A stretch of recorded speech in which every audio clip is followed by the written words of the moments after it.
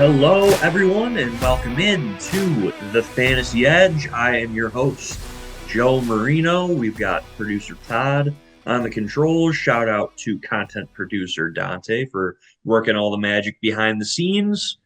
We're here to recap week 11 and look ahead to week 12 as we are now in the thick of it. We got 3 weeks until fantasy playoffs in most leagues. I know it's a little different in from league to league, different formats, different apps. So we're just going to kind of go with the standard 3 weeks until playoffs. We got Todd here. Todd, how you doing? I'm doing outstanding, Joe. How are you doing? I'm doing pretty good. I can't complain. Life is good. My fantasy teams are doing pretty good too. A motto I typically go by is life is a lot better when your fantasy teams are doing well, which That's right. You are the subject matter expert on the fantasy side, which is why you are the host of the Fantasy Edge. So it just makes sense that your teams are doing exceptional. yes, that's not always the case though. Sometimes you have a bad draft and then everything goes haywire, but this year was a good year. So hoping to have a lot of listeners and viewers of this show win championships in the coming weeks. Before we get into it, we made a proclamation on the last episode about your Baltimore Ravens having a cakewalk victory over the Pittsburgh Steelers. That did not happen. Todd, what went wrong? Yeah, it did not happen. And it's probably a variety of reasons. But first of all, it's your typical AFC North bully game. And both teams really were going at each other. I mean, really that you saw some fights that were taking place. A lot of guys went down with injuries. Very typical AFC North matchup. Plus, with so much on the line, you have both teams that obviously we're playing with a little bit of a chutzpah, if you know what I mean. So yeah, it's a very disappointing loss, especially the fact that the Steelers only kicked field goals. The Ravens lost to a soccer team, for Christ's sakes. So when you see all that, that's something that's bothersome to me, and it definitely is to the Ravens fan base. So hopefully we bounce back on Monday Night Football against the Chargers, because if we don't, oh my goodness, there's going to be chaos in the streets of Baltimore. Speaking of kickers, what is going on with Justin Tucker? Uh, That's a great question. And for 10 years, he had the same center, the same snapper, same holder, and then obviously the same kicker. And they lost, was it Sam Cook, who had retired. And that was so last year, these three guys, well, only one of them left. They brought in a new guy, and his kicking woes started last year. So the three of them would pride themselves. They would call themselves the Wolf Pack. I have no idea where that name came from, but with that, then all of a sudden you have a third leg of the tripod who's different, who gets in there, and yeah, you have to think that there's probably some correlation there, because this isn't just this 2024 season. These types of misses happen in 2023 as well. So it just seems a little bit more prevalent right now, especially with the two missed kicks against the Steelers, which clearly you make one of them, it's a different ball game. Obviously, it looks like we will end up taking it. But you know what? Whatever. I mean, nobody's going to lose their trust in Tucker. The Ravens have won a tremendous amount of games with him, and for your fantasy people in the audience, he's definitely one you want to keep in the lineup. yes, Tucker's too good. You can't drop him. We don't talk a ton about kickers on this show. Maybe we'll sprinkle a little more kicker talk in as the weeks go on here. But yeah, Tucker, I'm still a pretty big believer in Justin Tucker. I think he's still a top five fantasy kicker rest of the season. Hopefully he can rebound from that. But very good insight on your Ravens there, Todd. Thank you for adding that in. Now getting into the news. Uh, this is the first week of Bye Mageddon. It is coming here, folks. Several buys this week: the Atlanta Falcons, Buffalo Bills, Cincinnati Bengals, Jacksonville Jaguars, New Orleans Saints, and New York Jets. Lots of star power sprinkled in throughout all of those teams. So, God forbid you have, well, I mean, if you do have multiple players on each of those teams, your team probably doing pretty well, but uh, you're going to have to rebound with some tough luck this week. So, Next episode, we're going to get into the spot starts, waiver wire ads that you can look to supplement your lineup, hopefully, with some of that star power out for the week on bye. So just stay tuned for that. But now we're going to get into the news around the NFL. We go by position here, so we're going to start with quarterbacks. Dallas Cowboys head coach Mike McCarthy saying Cooper Rush will start for week 12 against the Washington Commanders. Much better performance for Cooper Rush in Monday night against the Houston Texans. So it's probably going to be same old story here, another struggling type of game for the Dallas Cowboys. Seems like nothing is going right for them. But Washington is kind of slumping a little bit too at this point in the season. So maybe it'll be a closer matchup here in week 12. 49ers head coach Kyle Shanahan says Brock Purdy came out of week 11's game against the Seahawks with soreness in his right throwing shoulder. I imagine he'll probably be fine, be out there for the next game, but something to monitor. The Jets, they made a pretty big shakeup today. They fired their general manager, Joe Douglas, and they named Phil Savage as their interim general manager. And ESPN's Rich Cimini writing that a new regime in 2025 likely could spell the end of the Aaron Rodgers era in New York. So that is going to be very interesting because I assumed that Aaron Rodgers would be back. Maybe the Jets draft a quarterback in the first round and they kind of have Rodgers mentor that new quarterback going into next season. But makes sense. There could be a pretty big shakeup here going forward. In New York, they're in a gigantic playoff drought as well. So their fans are definitely hungry to get back into the playoffs. New York. Raiders coach Antonio Pierce saying Gardner Minshew will start again against the Denver Broncos in week 12. They got Desmond Ridder there too. He's not going to be any better than Minshew. Disaster season for the Raiders, assuming that will continue.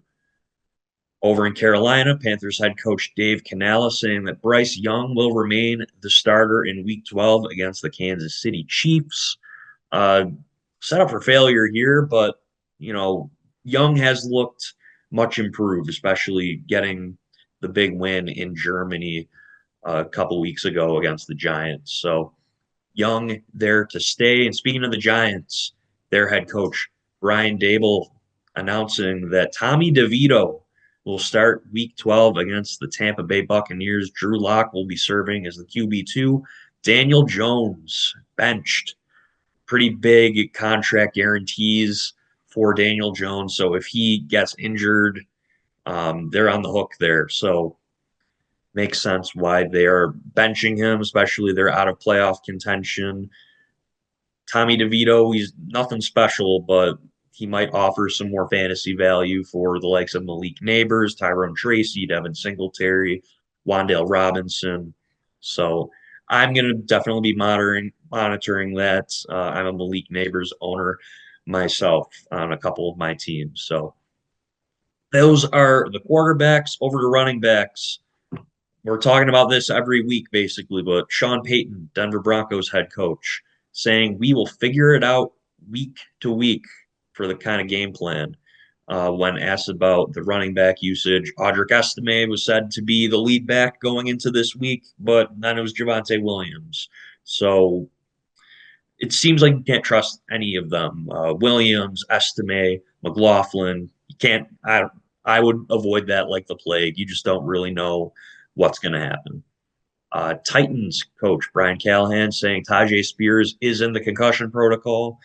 Tony Pollard, it's wheels up for him this week. He's going to be the guy. So tough week for him last week. Very underwhelming fantasy output, but he will have that backfield to himself. And more Panthers news, Dave Canales saying Miles Sanders will not play against the Chiefs in week 12.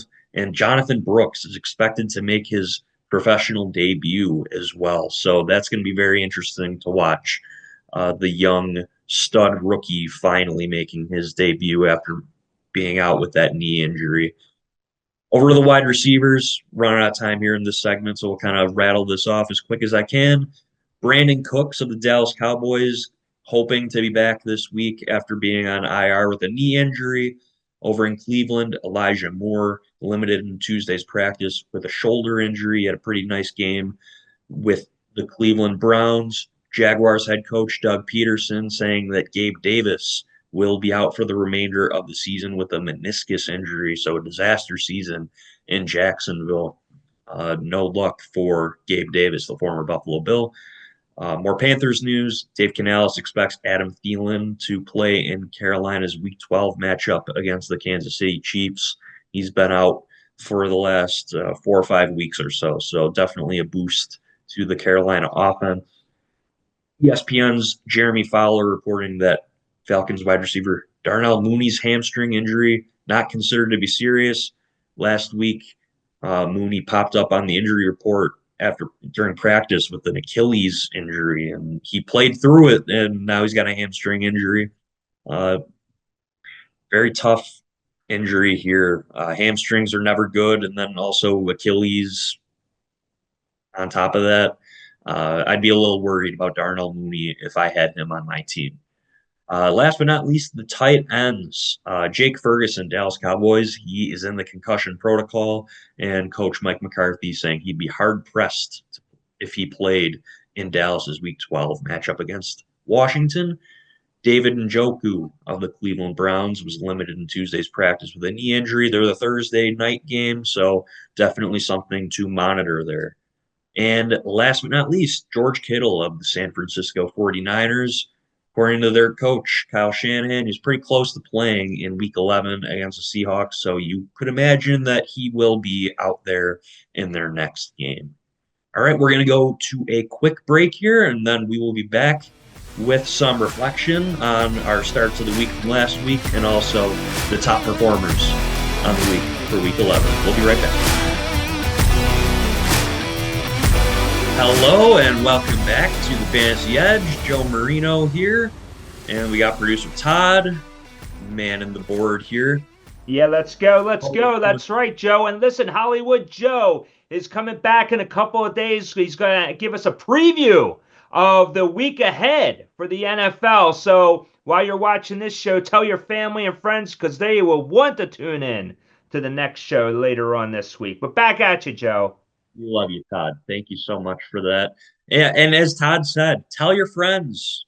We want to gain a pretty big following here. We want to help you all win your leagues and beyond. And we're going to bring you excellent off-season coverage because fantasy never ends, folks. We're going to want to start prepping for the draft as soon as the season's over. And I'm going to be here with you every step of the way to help you all win. Because that's what this is all about. We like winning. We're all competitive people. And producer Todd and I, we're going to help you through it all.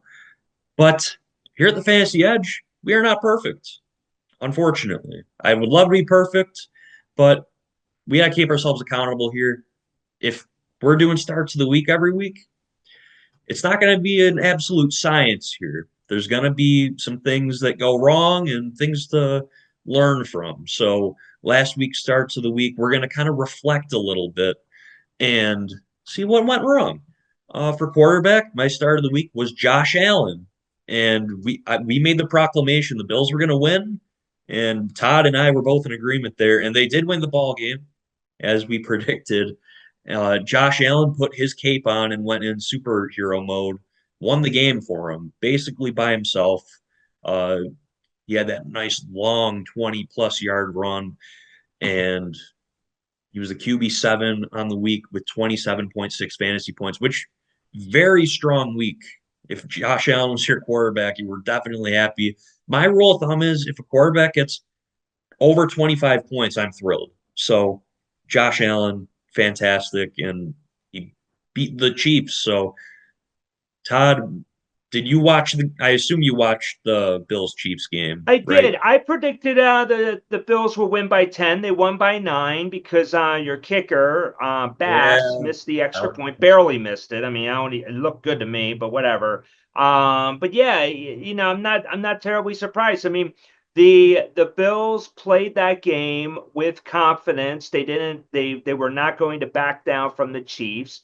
The Chiefs, they're not exactly lighting it up, even with that undefeated record. I mean, they had the lucky play in Denver. The Ravens nearly beat them if likely didn't have a size now in a 24-inch foot, and his toe wasn't out of bounds. So, there's a lot of what ifs, these types of scenarios, and there was some doubt with the Chiefs. Now with the Bills, I got to say Josh Allen is the front runner for the MVP. The 4th and 2 play was amazing. I mean, really, if you look at the history of the Bills, they'd have that conservative approach. Here, they actually went at it with 4th and 2. They had your best guy on the field. He runs with it. He ends up scoring a touchdown. Truly electric. And yeah, it was really something magical to see, especially as a football fan. So the question is, though, did the Bills peak too early? I don't think so. Listen. I think it's not a hot take, but I can see the Bills making the Super Bowl here. It's going to be either the Bills, the Chiefs, or the Ravens, and one of those three teams is going to go up against the Detroit Lions. The Lions look absolutely unstoppable, and that's where we're going next because the next couple starts of the week from last week for Week 11, I had Amon-Ra St. Brown and Jahmyr Gibbs. St. Brown, he was a wide receiver one on the week. He had 2 touchdowns, 38.7 fantasy points, number one, absolute throttling of the Jacksonville Jaguars. And Jahmyr Gibbs, he was the running back 9 on the week. He had a touchdown, 19.3 fantasy points. Very strong week. But with Gibbs, he's got David Montgomery there. Monty had 2 touchdowns for the Lions. So, hey, if Gibbs ended up with 2 touchdowns and Monty had one, he would have been higher. So, hey, something to consider moving forward. But pretty good calls on our part for those Well, Lions. these are the best calls, Joe. This is why the audience tunes in because they need expert guidance and they want to be entertained, and they're getting both. That's why you tune into the Fantasy Edge. And yeah, I mean, if you're a bettor, I mean, had you listened to us, you would have made some money. Obviously, you'd be doing very well with your fantasy teams right now. So yeah, there's a lot of advantages, and that's why people should be telling their friends and family about the Fantasy Edge and why you should be watching. Yeah, win some money and win your fantasy leagues. The pride. The pride is just as important as the money, in my opinion, but I digress. This is the biggest flop of the week here. Travis Kelce. He was my tight end start of the week. Tight end 38 on the week. An abysmal game for Kelce against the Bills, 2.8 fantasy points.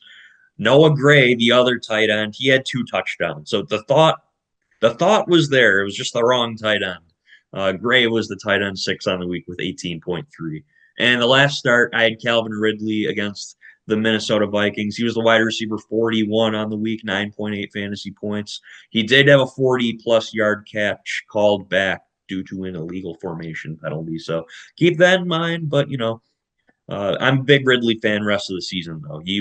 We had a question last week of someone asked, trade deadline coming up, who do I add? Who do I try and target for the fantasy playoffs? I said Calvin Ridley. I stand by that. So, decent week. 9.8 points is okay. For a flex play, that's probably, if you have Ridley on your team, he's probably a flex guy. So, those are the reflections for the starts of the week. We'll do that every week, kind of see what went wrong, what went right for us, and go from there. But love to hear your feedback on that, folks.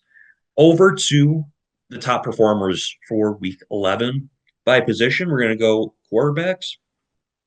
Quarterback number 1 on the week, Jared Goff of the Detroit Lions, 38.7 fantasy points.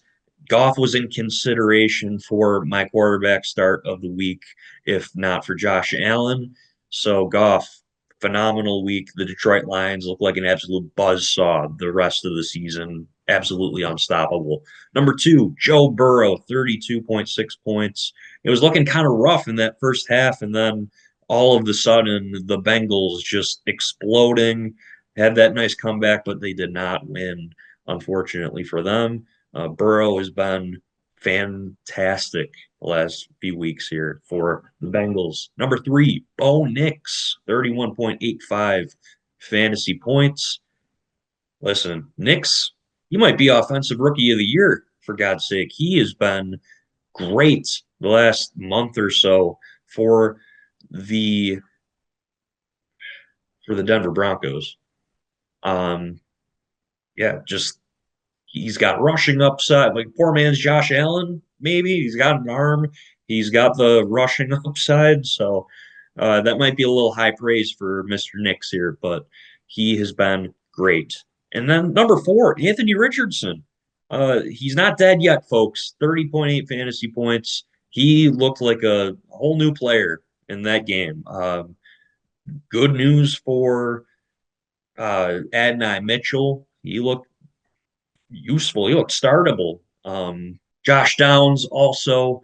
I was a little worried about him for fantasy purposes, but Richardson, he's throwing him the ball. So Downs is still a very high end fantasy asset, a good flex play too. So Richardson, if he's on your waiver wire and you got a quarterback on bye this week, he might be startable. So look out for him. And then Matt Stafford, 30.75 fantasy points. Very impressive throwing performance for Stafford. Over to the running backs. Joe Mixon on Monday night, 35.3 fantasy points, couple of touchdowns. This guy's unstoppable for the Houston Texans. We're going to do a reflection episode for the draft process for this year. And Mixon was just a big old miss in most leagues. He went in like 3rd or 4th round. Guys looking like he should have gone in the first. Top 3 of the draft, even maybe. But yeah, he's been great. Saquon Barkley, 33.8 points. He's just great. Nothing else to say about it. We were all worried that the tush push was going to vulture everything from Barkley. That's just not the case. Another great week for him. Breece Hall, he's back, folks. Back and better than ever. 31.1 points, couple of touchdowns.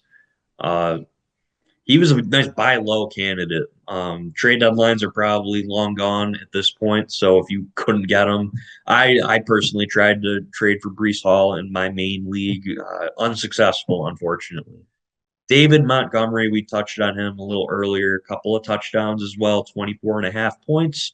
And Josh Jacobs, very strong week for him. Got some catches, a touchdown, 23.4 points on the week for him. Wide receivers, Amon-Ra St. Brown, we already touched on him. Phenomenal performance. Guy's a touchdown machine, 38.7 points. And then T. Higgins, 29.8 points. We got a pair, the wide receivers, we got 2 pairs here. Number 2 and number 4, T. Higgins and Jahmyr Chase. 29.8 for Higgins, 26.5 for Chase. And then Cooper Kupp, 28.6 points. And I apologize, I misread this, but Puka Nacua did have a very strong game as well. He wasn't in the top 5. Let me pull it up to give. He was number 6, so pretty close. He was actually 0.9 points behind number 5 here, Jerry Jeudy for the Cleveland Browns. He had 26.2, Nacua 25.3. So as we can see here, Joe Burrow, he can support 2 very high quality wide receivers for fantasy, and so can Matt Stafford. So definitely, hey, if you got one of those guys, you're feeling pretty good.